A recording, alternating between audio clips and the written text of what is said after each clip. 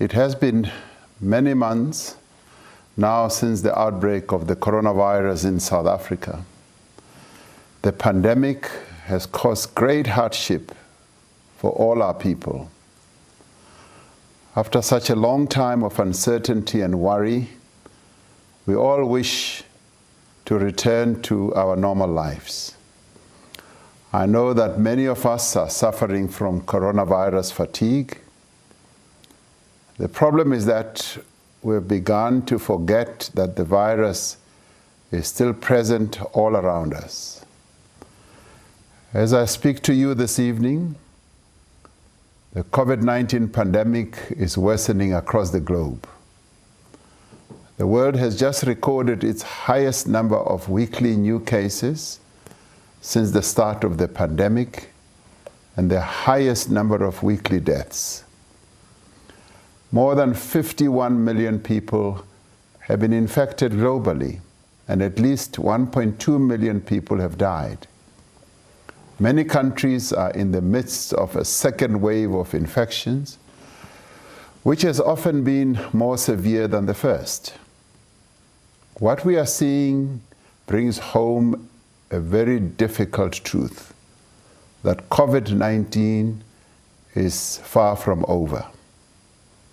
It is very much still here, and it will remain with us for some time to come. As South Africans, we have endured what we hope is the worst of the storm. At the height of the pandemic in July, we were recording around 12,000 new cases of infections a day. For more than 2 months now, the number of new infections has remained relatively stable at below 2,000 a day. The number of deaths has been declining steadily, as has the number of people requiring hospitalization. The total number of new hospital admissions has also declined for the 14th consecutive week. We owe this to the decisive measures that we took early in the pandemic and to the contribution that every South African has made in fighting this virus. We owe this also to the frontline workers who have selflessly and steadfastly and also courageously staffed our medical facilities, gone out into communities to screen and to test, who have also had the courage to continue serving our people. And in doing so, we know that our people have benefited a great deal. For more than 2 months now, yes, the virus has declined significantly. And as it has declined, we have also been praised by many people around the world. We should be proud of our response as a nation, which has been widely recognized and been commended. I had a virtual meeting yesterday with several international business leaders whose companies operate in many countries across the world. They all applauded the manner in which South Africa has managed the pandemic. While this is welcome progress, we must, however, acknowledge that this pandemic has so far taken a great toll on the health and well-being of our people. To date, South Africa has recorded more than 742,000 coronavirus cases. Of these people, over 92% have recovered from this disease. This is a phenomenal achievement. But the greatest blow we have suffered since the start of this pandemic are the confirmed deaths of 20,011 people due to COVID-19. While we have a relatively low fatality rate compared to many other countries, we cannot begin to calculate the loss as well as the anguish that these deaths have caused to families and to the friends of those who have departed. Since the beginning of this crisis, our goal has been both to save lives and to protect the livelihoods of South Africans. As we rebuild our economy in the midst of this pandemic, this must remain our overriding concern. Although infections have stabilized, many people are still getting infected every day, and we remain vulnerable. We are seeing now how quickly and how dramatically infections can rise in a number of countries. We are also seeing how health systems can become overwhelmed in the face of rising infections. The rise in infections in some of these countries has led to the reimposition of tough restrictions. We have also seen in other countries how a resurgence can dash the hopes for a swift economic recovery. We must do everything that we can to prevent this from happening in South Africa. If we are to prevent a resurgence of infections in our country, there are a few areas that we must pay attention to. The first is the situation in the Eastern Cape, which is showing signs of a resurgence. In the last week, the number of new cases in the province was 50% higher than the week before. This is concerning. And the total number of new cases in the last 14 days was around 145% higher than the previous 14 days. These increases are being driven by massive spikes in the Nelson Mandela Bay Metro and the Sarah Baartman district in particular. For the last month, there has been a sustained upward increase in hospital admissions in the province. The evidence suggests that the increases in the Eastern Cape could have been triggered by outbreaks in institutions of higher learning, such as universities, and also in schools, and attendance by people at large gatherings. When this is combined with poor adherence to social distancing, mask wearing, and other poor hygiene measures, the environment is rising infections is set. With many people moving between the Eastern Cape and other provinces, particularly the Western Cape, it is a matter of time before this surge spreads to other parts of the country. We therefore need to take measures to contain these rise in infections. In response to the rising infections, we are implementing the resurgence plan that has been developed together with the surge team that was deployed to our country by the World Health Organization. Interventions that we have come up with include primary healthcare outreach teams to intensify contact tracing, daily community mobilization, ensuring the readiness of health facilities in the province, and being ready to respond to possible cluster outbreaks. We will be working closely with the provincial government, also with municipalities and other institutions in the Eastern Cape in the coming days and weeks to ensure that this surge is contained and managed. What we are witnessing in the Eastern Cape should, in essence, be a wake-up call to all of us that we cannot relax and we cannot be complacent about our approach to COVID-19. We are therefore also closely monitoring developments in areas that are experiencing higher than average rates of new infections. The areas where we are experiencing higher than average rates of new infections include Lejwe and Mangaung in the Free State, Francis Bard and Pixley Kaisa-Kaseme in the Northern Cape, and the Garden Route and Cape Town Metro in the Western Cape.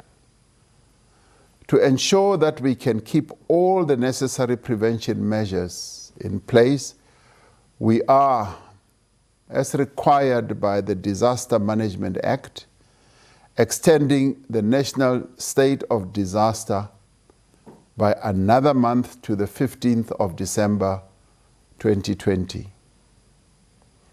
The second area of concern that we need to pay attention to is the upcoming festive season in our country, during which time many South Africans travel to other parts of the country and where people tend to relax and to gather socially.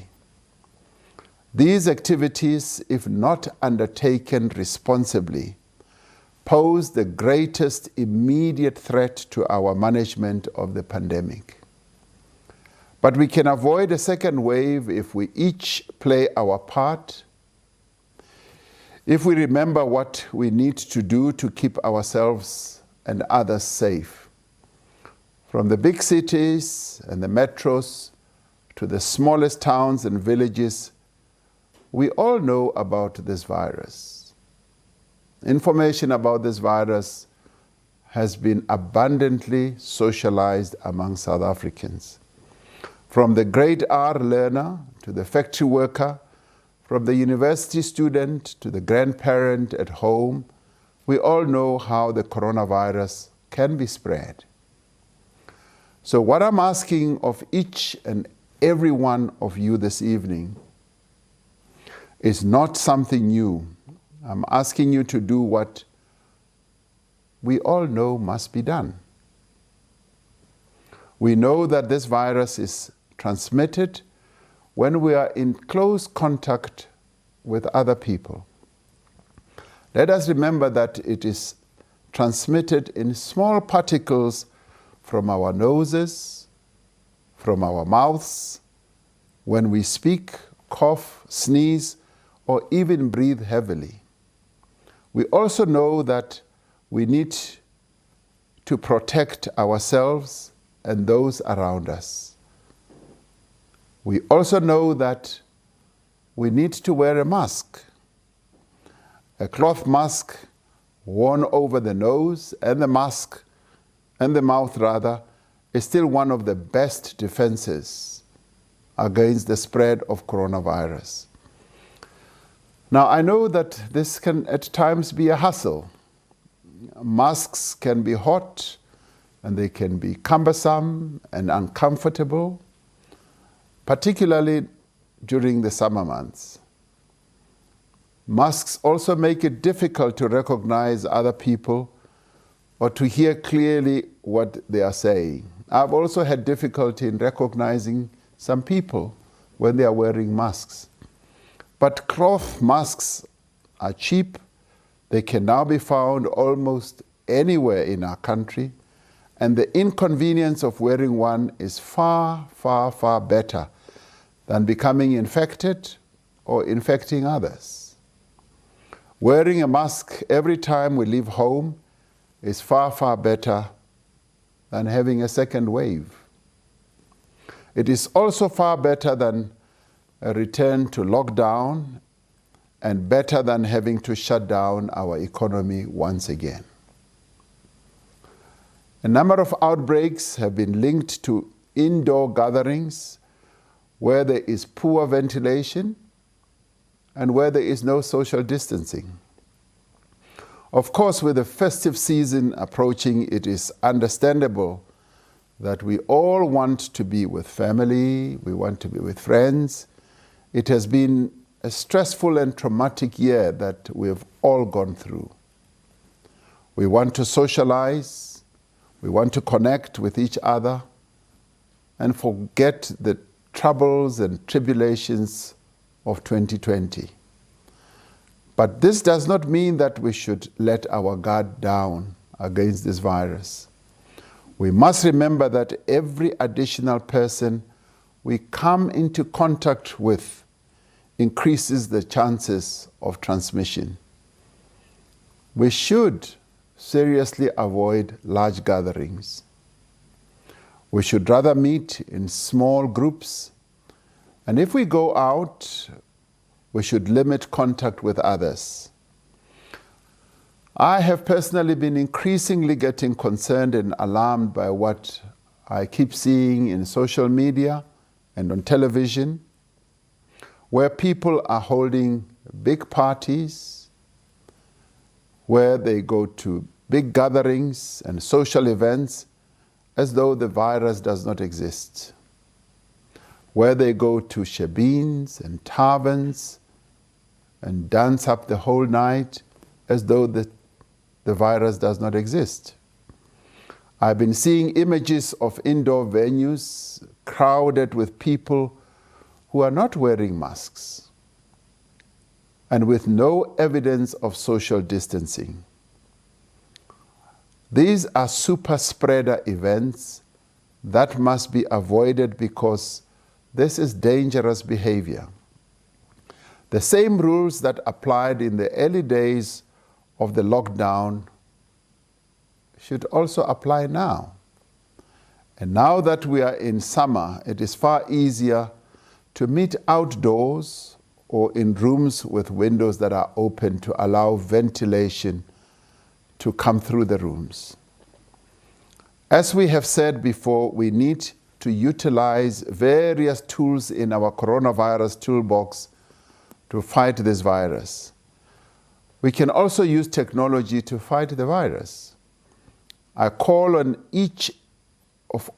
every South African to join the 700,000 South Africans who have downloaded COVID Alert as a mobile app. The COVID Alert app can notify you if you've been exposed to the virus, whether it is in a taxi, a shopping mall, or a social gathering.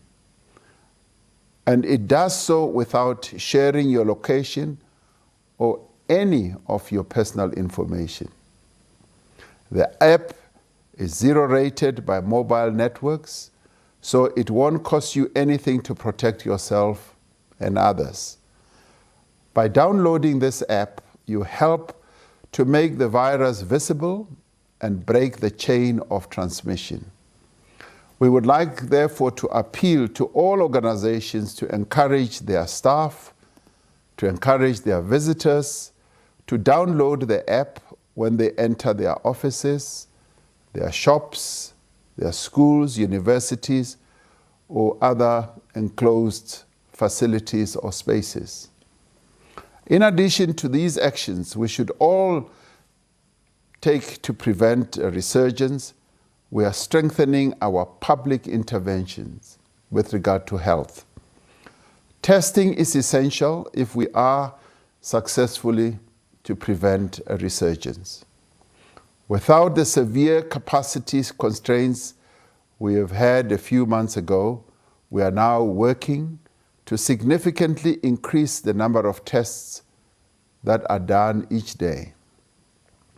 All hospitals, both public and private, should test hospitalized patients in line with the revised guidance.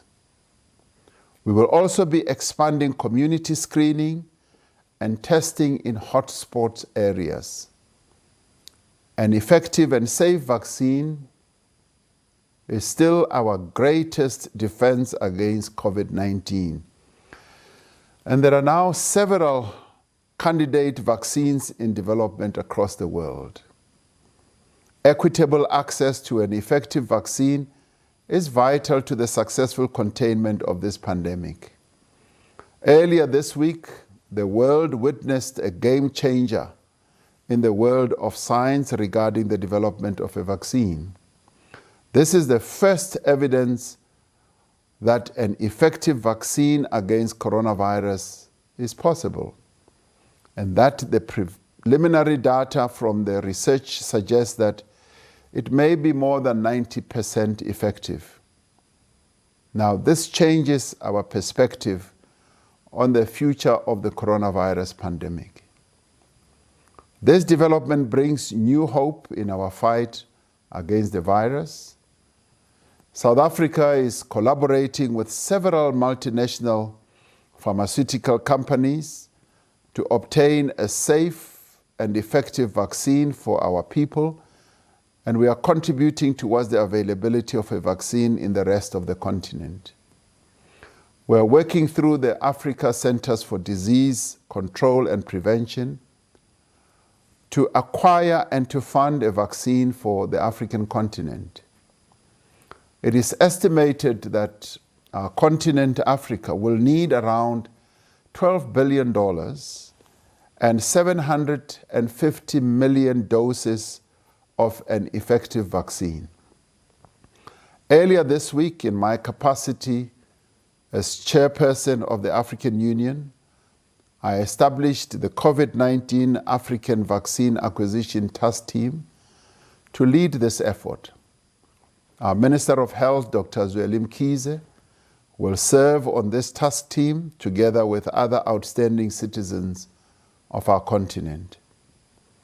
South Africa has also been appointed as a co-chair of the global ACTA initiative that is facilitating access to innovative interventions, including vaccines, for all countries. Countries are going to have to allocate funding so that there can be access to vaccines to prevent the further spread of the virus. In recognition of our country's manufacturing capacity, one of the leading pharmaceutical companies in the world, Johnson & Johnson, has entered into a preliminary agreement with a local company, Aspen Pharmacare, to manufacture and package its candidate vaccine. Aspen has capacity to manufacture 300 million doses of the candidate vaccine at its Nelson Mandela Bay plant in Port Elizabeth. This life-saving medical product will be needed across the world, and it will be manufactured here in South Africa by South African workers. And obviously, we are bidding very hard to have an uptake of the product that will be produced here in our own country. This is in addition to the progress made by BioVac, a local biopharmaceutical company that is in partnership with the South African government. BioVac is in advanced discussion with an international vaccine manufacturer that would also enable it to locally manufacture a COVID-19 vaccine to ensure sufficient supply for our country and to our continent.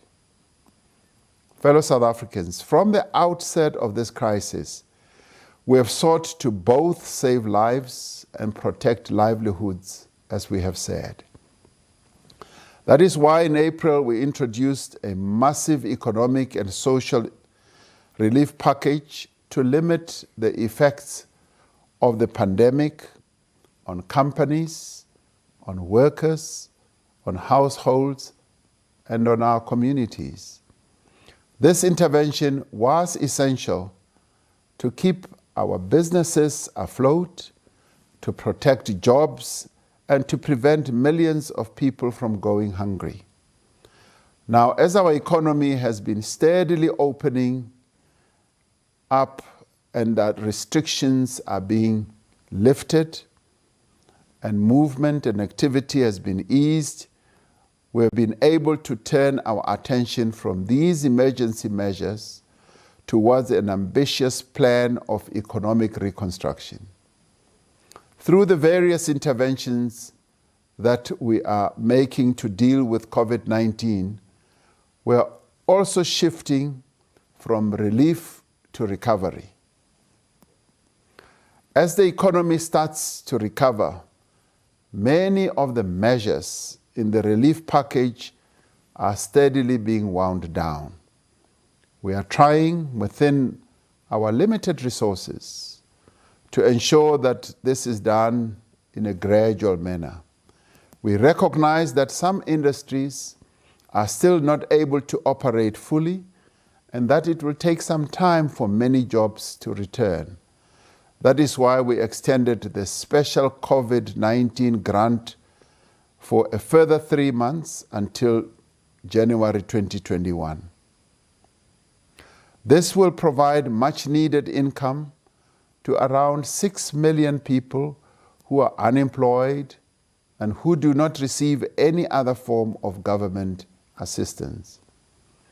Following extensive discussions with our social partners, the UIF will extend the COVID-19 UIF TERS benefits scheme by another month to the 15th of October 2020.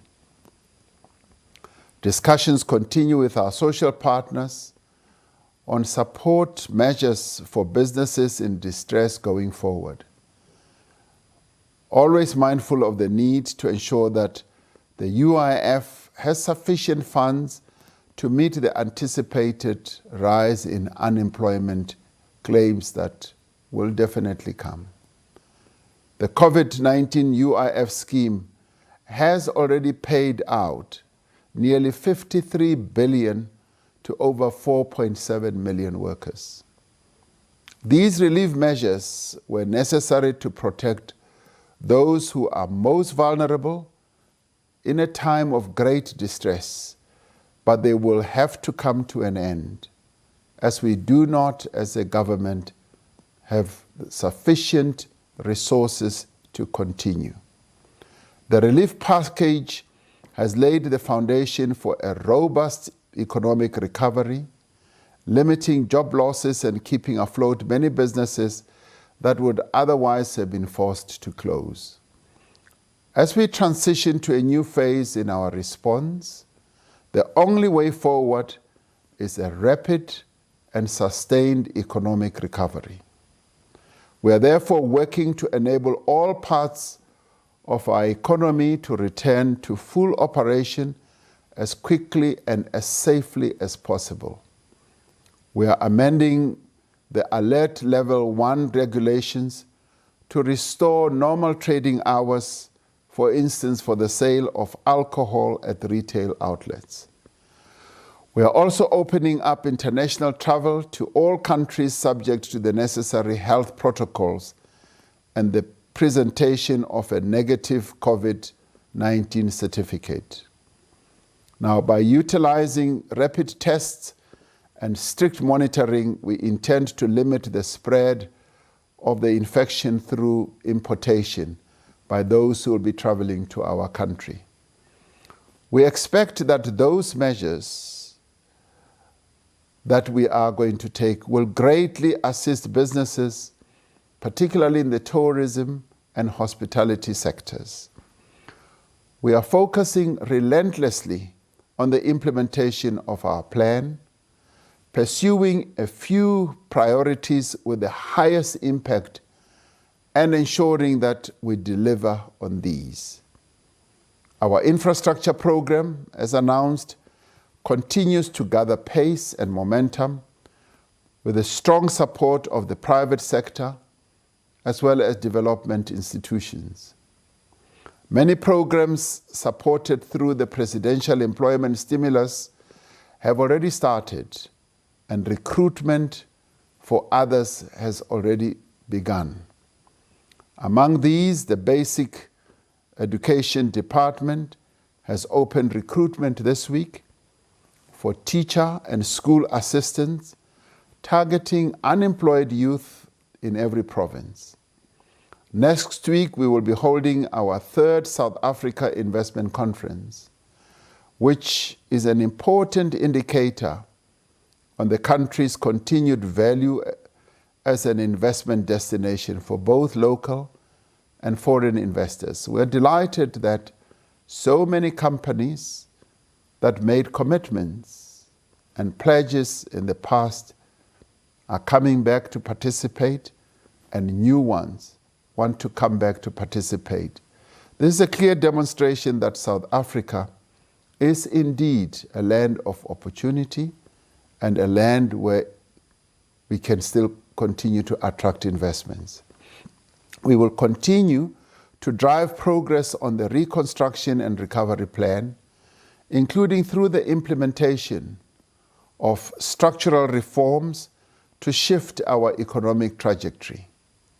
Through our actions now, we can ensure that we remain on the path to recovery. My fellow South Africans, we have lost many lives to this pandemic. Many of us have had to bid farewell to a loved one, a friend, or a colleague. As we look back on the year, it's been a year of much pain and sorrow. It is important as a nation that we should honor and remember all those who have succumbed to this disease. It will be appropriate, therefore, that during the 16 days of activism for no violence against women and children, which is the second pandemic we are confronting in our country, as I said, that we should demonstrate our remembrance of all those who have departed due to COVID-19, but also due to gender-based violence. Cabinet has decided that from the 25th to the 29th of November, the nation should embark on 5 days of mourning for the victims of COVID-19, as well as for the victims of gender-based violence and femicide. We will let the national flag fly at half-mast throughout the country from 6 a.m. to 6 p.m., from Wednesday, the 25th of November, to Sunday, the 29th of November. We call upon all South Africans to wear black armbands or other signs of mourning to signify our respect for those who have departed from amongst us.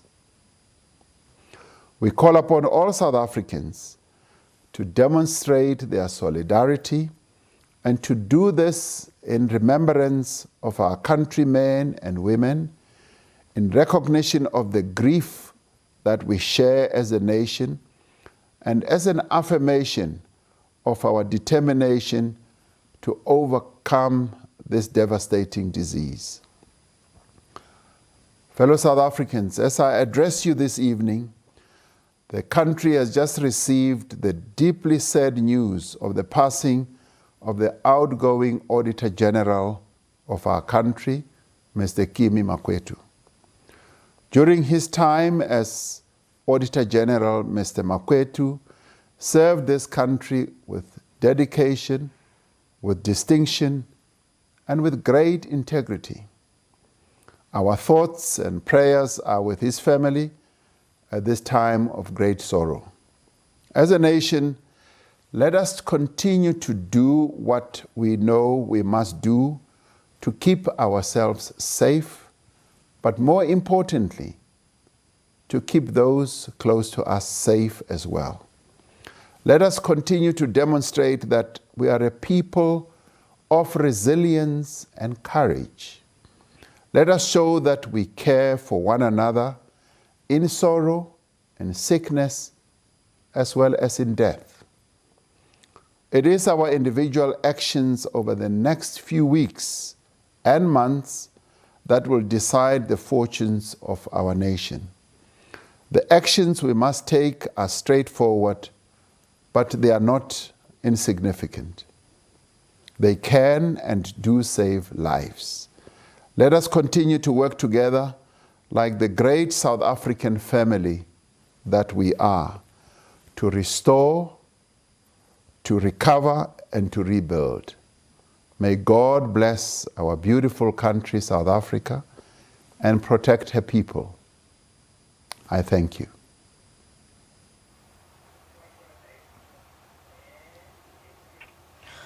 All right, the address by President Cyril Ramaphosa this evening to the nation. Some of the notable points, Francis, coming out. The President calling, of course, for that National Day of Mourning between the 25th and the 29th of November, asking us all to wear those black armbands, in honor of those who passed on during this very difficult time, the outbreak of this global pandemic. And Francis, that National Day of Mourning for those days coming at a time as we're also hearing breaking